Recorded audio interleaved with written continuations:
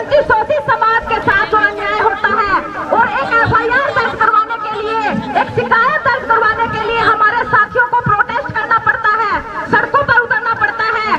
उसी लाइन को आगे बढ़ाते हुए अभी हम वकालत की लाइन में आए तो साथ साथ में सोचा कि पत्रकारिता भी कर लेते हैं, समाज की बातों को उठाते हैं। जिस तरीके का अन्याय हमारे समाज के साथ हो रहा है, जिस तरीके की जो घटनाएं हमारी बहन बेटियों के साथ घट रही है, आज दिन आप देखेंगे उत्तर प्रदेश, बिहार, मध्य प्रदेश, राजस्थान, हरियाणा, ये तमाम वो क्षेत्र है जहां पर एक घटना शांत होने का नाम नहीं लेती तो दूसरी घटना को अंजाम दे दिया जाता है।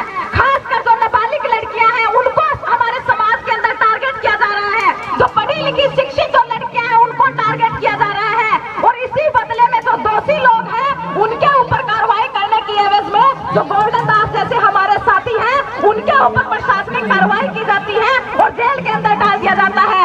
जहां तक गोल्डन दास की बात है, गोल्डन दास के बारे में जब हमने कुछ वीडियो देखे, गोल्डन दास के बारे में हमने कुछ जाना तो बिहार पुलिस प्रशासन से भी मेरे कुछ सवाल हैं जो आप सभी पत्रकार साथियों के माध्यम से मैं पूछना चाहूंगी कि बिहार पुलिस प्रशासन ने स्वयं स्टेटमेंट दी कि जिस तरीके से जो मृतका थी, जो दोषी लोग थे उनसे वो 3 साल तक संपर्क में थी। उस पूरे मैटर को एक प्रेम प्रसंग बनाने का प्रयास बिहार पुलिस प्रशासन द्वारा किया गया। चलो उनकी बात भी मान ले कि वो 3 साल तक वो लड़की उन दोषियों के संपर्क में थी, लेकिन आप सभी बताएं कि नाबालिग लड़की से 3 साल तक बिना मतलब से कोई संपर्क में कैसे रह सकता है? जब उनके कोई मतलब होगा, जब उनका कोई उसके पीछे षड्यंत्र होगा, तभी वो लोग 3 साल से उस मृतका के साथ, उसके बहन के साथ, उस बेटी के साथ संपर्क में थे। आगे बिहार पुलिस प्रशासन ने कहा कि उसे अगवा किया गया, बाद में उसकी हत्या कर दी गई। गांव के लोगों ने उन्हें कहीं पर देख लिया था, किसी डर का किसी बात का खुलासा होने के डर से, किसी बात का कोई खुलासा न हो जाए, इस डर के कारण, इस भय के कारण दोषियों ने उस बहन की हत्या कर दी। बिहार पुलिस प्रशासन से मैं पूछना चाहूंगी कि आखिर दोषियों को किस बात का डर था? आखिर क्या राज था जो अगर वो बहन जीवित रहती तो उनकी बातों का खुलासा हो जाता, उन्होंने जो जिंदगी की उस बात का खुलासा हो जाता। ये तमाम तरीके की बातें हैं जो मेरे मन के अंदर उठ रही है और हमने मीडिया के माध्यम से, सोशल मीडिया के माध्यम से भी उन बातों को उठाने का प्रयास किया। और गोल्डन दास जिस तरीके से प्रोटेस्ट कर रहे थे, तो हमारा भारतीय संविधान हमें आजादी देता है कि हम प्रोटेस्ट कर सकते हैं।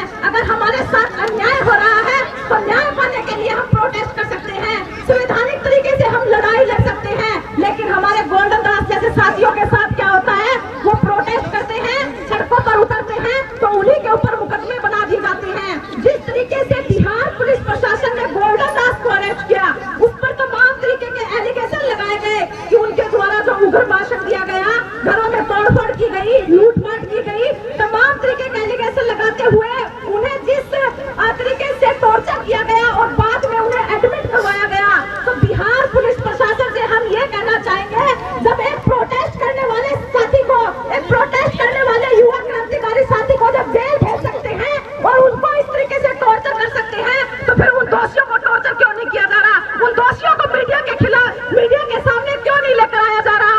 उन मीडिया के जो दोषी लोग हैं उनकी स्टेटमेंट क्यों नहीं दिलवाई जा रही?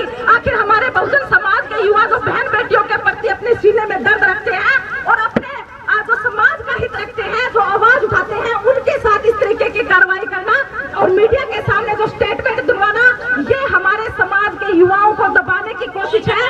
हमारे बहनों की इज्जत जिस तरीके से सरेआम तारमतार की जाती है, हमारे आवाज को जिस तरीके से दबाया जाता है, गोल्डन दास जैसे हमारे समाज के अंदर कम युवा साथी हैं जो समाज के अंदर आगे आकर आवाज उठाने का काम करते हैं, तो हमारे सभी पत्रकार जो भी साथी हैं और यहाँ पर जो सामाजिक संगठनों के जो भी साथी पहुंचे हैं, गोल्डन दास की आवाज को बुलंद करेंगे और गोल्डन दास की रिहाई के लिए आज जंतर मंतर पर जो मांग उठी है वो सभी राज्य में होकर जाएगी अगर उनको रिहा नहीं किया जाता है।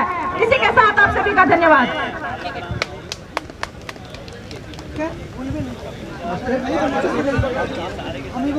आज की इस सभा का समापन करेंगे राष्ट्रीय अध्यक्ष जी। उससे पहले मेरा एक छोटा सा संदेश है। देश के तमाम बहुजन मीडिया कर्मियों के नाम बहुजन मीडिया हब का फोन नंबर, दोनों फोन नंबर पीछे लिखे हैं।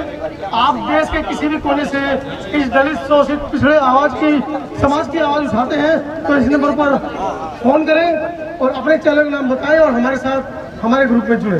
राष्ट्रीय अध्यक्ष जी समापन करेंगे। बहुत बहुत आभार तमाम साथियों का और बहुत बढ़िया संचालन हमारे संगठन के राष्ट्रीय महासचिव मनोज अंतानी जी, हमारी दो बहनें काव्या बोध और सुमन, और अभी जो हमारी बेटी बहुत अच्छा भाषण देकर गई। तमाम साथियों का पहले मैं बहुत बहुत आभार धन्यवाद करता हूं जो यहाँ पहुंचे। स्टार्टिंग से महमूद प्राचा साहब अपने सुप्रीम कोर्ट के जो चीफ बड़े लॉयर हैं, वकील हैं, वो अपना कीमती समय निकाल करके यहाँ पहुंचे। बलविंदर भाई, भानु प्रताप जी, चांद राम जी बिहार से, बसंत और उनके तमाम साथी जो यहाँ पहुंचे, हमारे धर्मगुरु भंते जी, तो सबका बहुत बहुत आभार। इस मीटिंग को, इस धरना प्रदर्शन को हमारी भाभी जी अर्चना अंतानी जी, तो तमाम इसको बुलाने का उद्देश्य सिर्फ इतना भर था कि ये गूंगी बहरी सरकार जो है इसके कानों पर जू रहेंगे, इसको ये पता चले कि इस देश के जो वंचित समाज के लोग हैं, जो दलित समाज के लोग हैं, वो इतने भी मतलब गए गुजरे नहीं है कि अपने लिए न्याय नहीं मांग सके।